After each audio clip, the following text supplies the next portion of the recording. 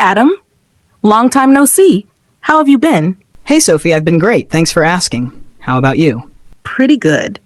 Just keeping myself busy with studies and work. That's good to hear. By the way, do you come to this cafe often? Not really, but I love the atmosphere here. It's so cozy and peaceful. Absolutely. It's the perfect place to have deep conversations. Speaking of deep conversations, I've been thinking a lot about my future lately. That's great. Do you have any specific goals in mind? Well, I definitely want to improve my English fluency first, and then maybe travel abroad for work. That sounds like a solid plan. Where would you like to go? Maybe Canada or Australia. I've heard they have great work opportunities. True.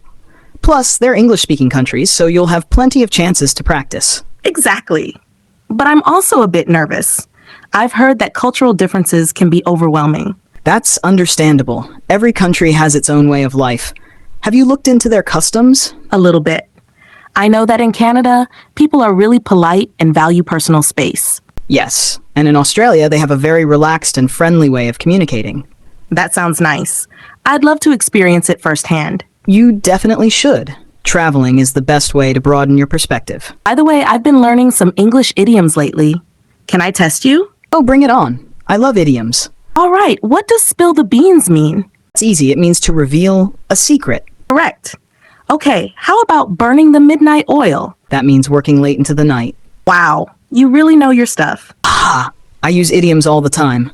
They make conversations more natural. That's what I want, to sound natural when I speak. You're already doing great, but if you want to improve even more, try thinking in English. Thinking in English? How does that help? It stops you from translating in your head. When you think directly in English, you speak more fluently. That makes sense. I'll give it a shot. Also, watch English movies and try to imitate native speakers. It really helps. That's a good idea. Do you have any movie recommendations? Sure. Try The Pursuit of Happiness or Forrest Gump. They have great dialogues. Noted. I'll watch them this weekend. Sounds like a plan. I'm sure your English will improve in no time. Thanks, Adam. I really appreciate your advice. Let's meet up again soon and see your progress. Definitely. Next time I'll challenge you with even harder idioms. Bring it on. Right, I'll see you later. Have a great day. You too. Take care.